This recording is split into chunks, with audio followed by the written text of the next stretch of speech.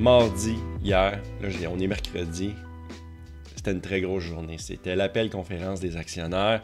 Elon Musk était au poste, dont également d'autres représentants chez Tesla. Il y avait des comptes à rendre concernant le premier trimestre 2024 du côté de la compagnie. Puis là, Elon Musk s'est expliqué sur plusieurs choses. En fait, également à propos des robotaxis un peu, également à propos de la fameuse voiture à 25 000 $, la Model 2, la modèle abordable de Tesla. Question de kicker des culs un peu aux compagnies chinoises. Et regarde, on va aller tout de suite du côté des nouvelles parce qu'il y a de quoi je veux vous montrer juste ici. Vous voyez, hier, juste avant la conférence commence, l'action de Tesla s'est fermée à 144 $ américains. Et elle s'est réveillée ce matin à 162,82 $, presque 163 $. Un bond pratiquement de quoi? On parle d'un solide 17 $ américains. Et elle est montée jusqu'à 164,53 $. Là, elle est un petit peu vers la baisse. Là, le monde a arrêté de s'exciter un peu. On est rendu à 158,25 $. Puis, et voilà. Fait que là, j'ai écouté ça.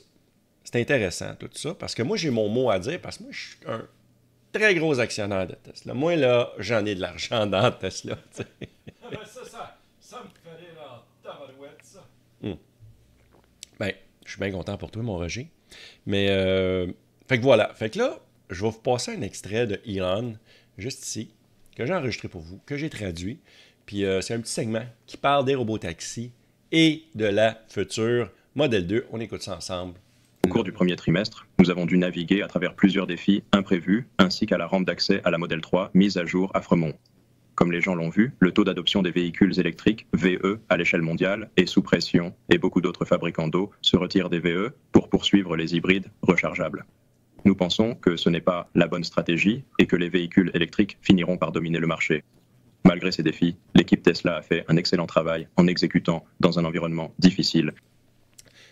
Je suis d'accord avec Elon Musk. Il y a du monde qui m'écrivent souvent dans les commentaires comme quoi que les autres compagnies, c'est correct ce qu'ils font de garder l'hybride, puis qu'en 2030, ils vont adopter le fameux skateboard, là, la planche avec le kit batterie qui vont juste interchanger les véhicules. Tout ça, là, sur papier, l'idée est bonne.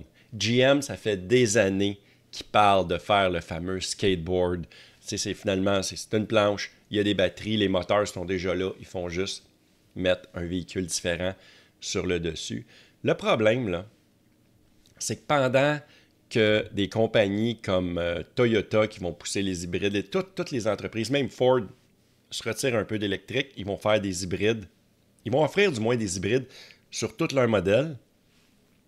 Mais pendant ce temps-là, la ligne de montage, elle ne se raffine pas pour faire des voitures électriques. Parce que là, ils se sont essayés, puis ils se sont aperçus qu'ils ne sont pas assez vite. La ligne de production n'est pas assez efficace.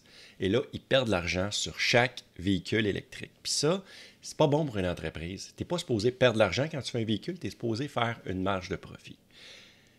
Mais en 2030, mais qui allume là, que le deadline, là, la fin approche, puis que les gouvernements, le gouvernement va obliger les compagnies à faire des voitures 100% électriques, ils vont repartir au point d'aujourd'hui. Là.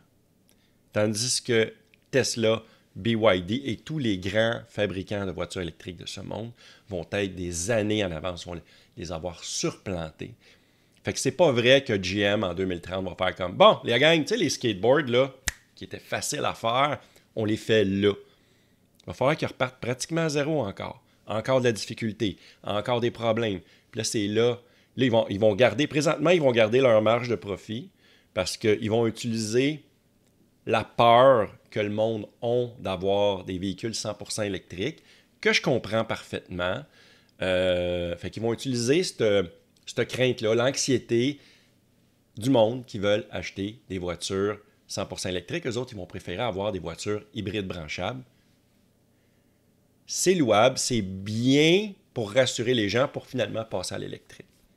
Mais moi, je suis sûr, pas à 100%, là, mais je suis pas mal sûr que les personnes qui vont toutes avoir des hybrides, puis là, mec, que ça soit le temps d'acheter des voitures 100% électriques, que tu aies une GM ou une Toyota pendant les prochaines années, là, ils vont passer à l'électrique, ben Toyota va encore être en retard pour fabriquer des voitures électriques. Les autres vont être en retard. Fait que le monde, qu'est-ce qu'ils vont faire? Ils vont acheter des BYD, ils vont acheter des voitures Tesla. Puis c'est là qu'ils vont ils vont tout casser. Ils vont tout casser, ça va être terminé. Voilà, je me tais, on continue d'écouter Elon. Et en déployant des systèmes de stockage d'énergie. Le Megapack, en particulier, a atteint un record au premier trimestre, conduisant à une rentabilité record pour le secteur de l'énergie. Ça, Et c'est cela bon, ça. semble susceptible de continuer à augmenter dans les trimestres et les années à venir. Si on parle ici des packs batteries, on parle de l'énergie, le stockage d'énergie dans des batteries. Puis après ça, cette énergie-là est réutilisée par les villes, par exemple, s'il y a un manque d'électricité ou encore l'usine ou le réseau électrique a de la misère à fournir. Il va augmenter. Nous savons en fait qu'il le fera. Donc, beaucoup plus rapidement que le secteur automobile, comme nous l'attendions. Nous continuons également à étendre notre capacité d'entraînement à l'IA au premier trimestre, en plus que doublant notre calcul d'entraînement séquentiel. Concernant la feuille de route des nouveaux produits, nous avons beaucoup parlé de notre prochaine gamme de véhicules par le passé. Nous avons mis à jour notre future gamme de véhicules afin d'accélérer le lancement de nouveaux modèles avant le début de la production, mentionné précédemment au deuxième semestre de 2025. Avez-vous entendu ce qu'il vient de dire, là? Il vient de dire qu'au deuxième trimestre de 2025, c'est là que ça va décoller. Ça veut dire que là, Elon a décidé, je vais utiliser un terme de voiture, il a décidé de shifter en troisième. Là, il a shifté parce que là, il faut que ça allume, il faut que ça avance. Donc, les robots taxis, ça va s'en venir. Et il va pousser fort pour la voiture à 25 000 $. Je suis convaincu, la voiture Nous nous attendons donc à ce que ce soit plutôt début 2025, voire fin de cette année. Ces nouveaux véhicules, y compris des modèles S plus abordables, utiliseront des aspects de la plateforme de prochaine génération ainsi Ça arrive quand je fais ma traduction. Il se met à parler avec un accent anglais. que des aspects de nos plateformes actuelles et pourront être produits sur les mêmes lignes de fabrication que notre gamme de véhicules actuelle.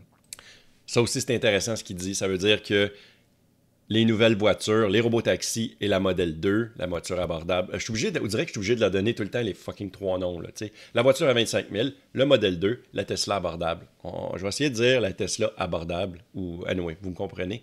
Mais ils vont être fabriqués sur les mêmes lignes de montage. C'est ça le but que Elon a en tête. Donc, ils ne dépendent pas d'une nouvelle usine ou d'une nouvelle ligne de production importante. Exactement. Ils seront fabriqués sur nos lignes de production actuelles de manière beaucoup plus efficace. Et nous pensons que cela devrait nous permettre d'atteindre une capacité de plus de 3 millions de véhicules lorsqu'elle sera pleinement réalisée. Concernant la version 12 de FSD, qui est la conduite autonome basée uniquement sur l'IA, si vous ne l'avez pas expérimenté, je vous invite vivement à l'essayer. Je l'ai expérimenté. Ça commence à être assez solide. Au début, j'étais encore un peu craintif. Je n'étais pas convaincu. Je trouvais qu'elle ressemblait beaucoup à la modèle, à la V11. Mais la V12 commence à être assez solide. Et profonde. Et le taux d'amélioration est rapide.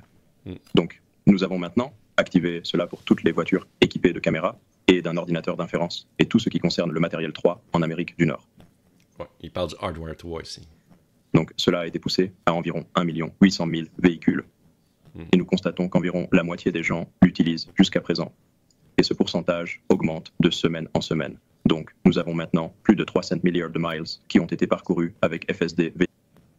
Et depuis le lancement de la conduite entièrement autonome et supervisée, il est devenu très clair que l'approche basée sur la vision avec des réseaux neuronaux de bout en bout est la bonne solution pour une autonomie évolutive. C'est vraiment la façon dont les humains conduisent. L'ensemble de notre réseau routier est conçu pour les réseaux neuronaux biologiques et les yeux. Donc, naturellement, les caméras et les réseaux neuronaux numériques sont la solution à notre système routier actuel. Pour le rendre plus accessible, nous avons réduit le prix de l'abonnement à 99 $ par mois afin qu'il soit facile de l'essayer. Et comme nous l'avons annoncé, nous présenterons notre cybertaxi ou taxi robot conçu spécialement.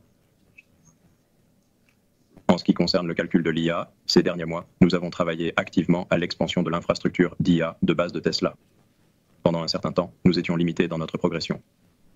À présent, nous ne sommes plus contraints dans l'entraînement et nous faisons donc des progrès rapides. Nous avons installé et mis en service, c'est-à-dire qu'ils fonctionnent réellement, 35 000 ordinateurs H100 ou GPU. GPU n'est pas le bon mot. Ils ont besoin d'un nouveau mot. J'ai toujours envie de grimacer quand je dis GPU, parce que GPU signifie graphisme et n'en fait pas. Quoi qu'il en soit, environ 35 000 H100 sont actifs. Et nous prévoyons qu'ils seront probablement 85 000 ou à peu près d'ici la fin de l'année. Et pour la formation, juste pour la formation, nous veillons à être aussi efficaces que possible dans nos entraînements. Il ne s'agit pas seulement du nombre de H100, mais aussi de l'efficacité avec laquelle ils sont utilisés. Donc, en conclusion, nous sommes très enthousiastes à propos de notre feuille de route en matière d'autonomie. Je pense que cela devrait être une évidence pour quiconque conduit une version 12 et une Tesla. Ce n'est qu'une question de temps avant que nous ne dépassions la fiabilité des humains. Et ce n'est pas un long temps. Et nous nous dirigeons vraiment vers des véhicules électriques Rodriguez, un avenir autonome. Et je reviens à quelque chose que j'ai dit il y a quelques années. C'est que l'avenir, les voitures à essence qui ne sont Il devrait se replacer dans pas long. Il pète toujours une coche de pas même. autonomes. Ce sera comme monter à cheval et utiliser un téléphone à clapet. Et ça deviendra très évident avec le recul. Nous continuons à faire les investissements nécessaires qui entraîneront la croissance et les bénéfices de Tesla à l'avenir. Et je tiens à remercier l'équipe Tesla pour l'incroyable exécution pendant cette période. Et j'attends avec impatience tout ce que nous avons prévu de faire. Donc, Elon, il s'enligne totalement sur l'intelligence artificielle. L'intelligence artificielle qu'il va développer, la V12 et tout ça. J'ai vraiment hâte de voir la V13. La V13, ils disent qu'ils vont être très proches d'avoir la perfection, mais encore là, c'est des promesses d'Elon. On verra rendu là.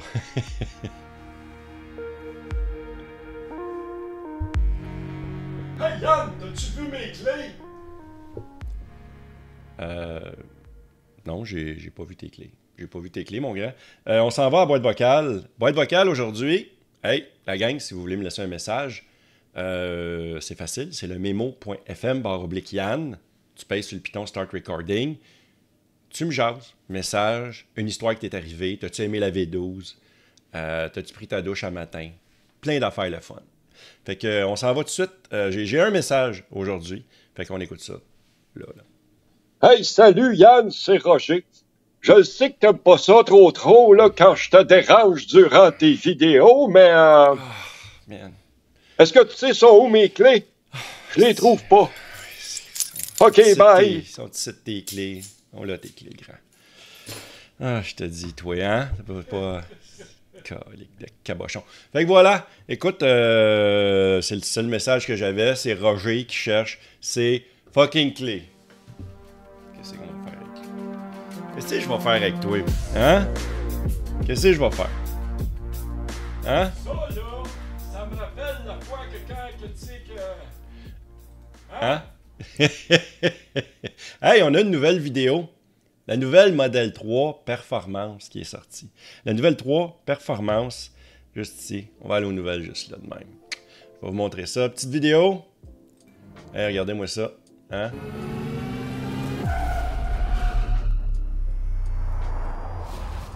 Hey, c'est-tu pas beau ça? T'as une minute, on va y aller un petit peu plus grand écran. Là, ce que j'aime dans la vidéo, c'est qu'il monte à l'intérieur, la suspension, ici, l'intérieur des roues, les freins, le moteur. 3,1 secondes 0 à 100, 460 chevaux vapeur. Assez sur la coche. Hein? C'est pas pire ça? Regarde, si on va dans le configurateur ici, là. Configurateur. Juste ici.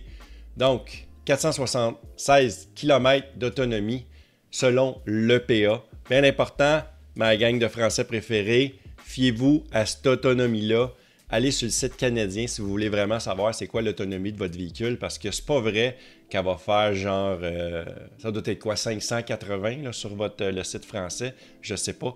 Ça me tente pas d'aller voir sur le site français, mais mettez-moi ça dans les commentaires. C'est quoi la WLTP pour la nouvelle Model 3 Performance, si bien sûr elle est disponible.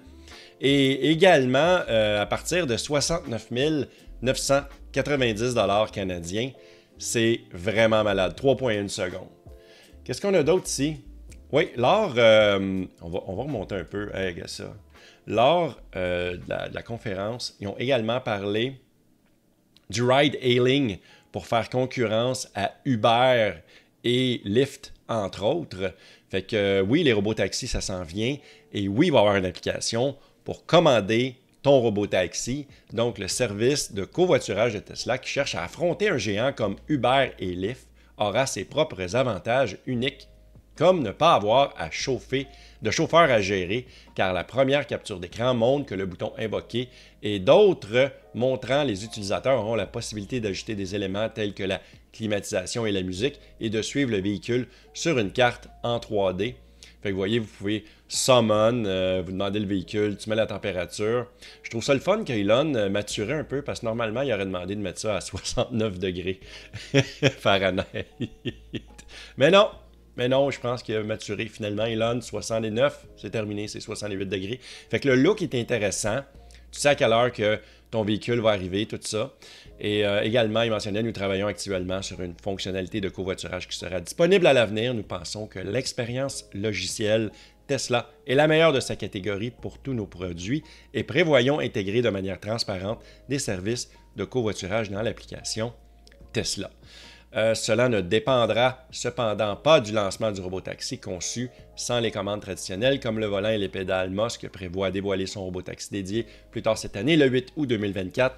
En passant, je vais travailler très fort pour avoir une journée de congé au boulot pour pouvoir être live avec vous sur YouTube, pour pouvoir regarder ça ensemble avec vous autres.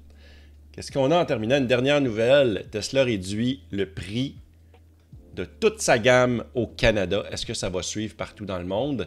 Selon une mise à jour du Studio Design mardi soir, donc ça c'est hier ça, le Model 3 a connu des réductions de prix pour les variantes de traction, on va dire la propulsion, voilà, c'est pas eux autres qui marquent RWD, c'est la propulsion, à longue portée, la long range, les deux en baisse de 3 000 $ commençant désormais à 50 990 $. Je pense que la voiture n'a jamais été si peu chère pour un aussi bon produit. Je commence à être jaloux. Je commence à être jaloux parce que hier également, j'ai arrêté. Au superchargeur, il fallait que je branche ma voiture.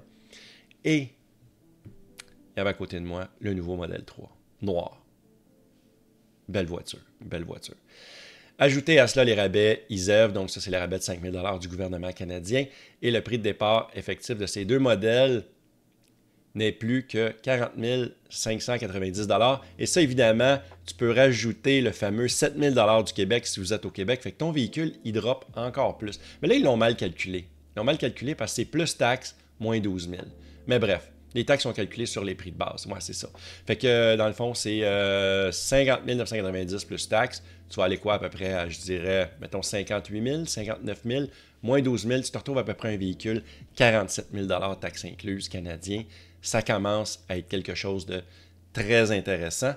Et un petit peu plus bas, regarde, voici les aperçus des réductions de prix de tous les modèles. On dirait que je ne clique pas à la bonne place quand je veux scroller. Donc voilà, donc le modèle à propulsion il est rendu maintenant à 50 990 $. Le longer range pour un 10 000 de plus, donc à 60 990 $. Le Y à propulsion, 53 000. Fait que là, il y a une différence un peu plus impressionnante entre les deux versions. Est-ce que le modèle Y Highland s'en vient bientôt? Je l'espère. Également, la long range, maintenant, il y a une réduction de 1 000 $ seulement sur la long range de la modèle Y, donc 63 990 $. Et 1 000 $ également sur la Y performante, donc à 68 990 $. Ça veut dire que... Hey, t'as une minute, ça veut-tu dire que la nouvelle 3 est plus chère, la performante de la modèle 3 est plus chère parce qu'elle est 69 990 $, la modèle 3. Excuse, je m'en vais de même. Modèle S, écoute, rendu là, moi, j'ai pas les moyens de me payer ça. J'ai pas le goût de vous le lire. C'est 2000 $ de rabais. Ils ont réduit les coûts. Ils ont réduit les coûts, sauf que ils ont monté les coûts toujours les mois d'avant. Fait que, tu sais, Tesla, ils ont une drôle de façon de gérer les prix. C'est ça monte, ça descend. Bref. En bout de ligne, c'est t'économises pas, t'es juste à peu près au même prix que là 2 mois. Fait que... ouais. Fait que c'est ça. Hey, c'est tout pour aujourd'hui. Moi, je m'en vais direct. Attends une minute, les gars, on va tasser ça, là. On va tasser ça ici, puis on s'en va, moi, vers la fin. On s'en va à la fin. Merci beaucoup d'avoir été là. Si vous voulez devenir Patreon, mettons, vous voulez me supporter. Il y a plein d'affaires que tu peux faire. Là, clique pas, va-t'en pas, là. Va-t'en pas. Tu peux t'abonner si t'es pas abonné. Tu mets un like à cette vidéo-là si tu l'as aimé, parce que tu l'as écouté jusqu'au complet, t'es obligé de mettre un like. T'es obligé. Tu mets un pouce en l'air. Également, tu peux devenir Patreon. Tu peux devenir un membre YouTube.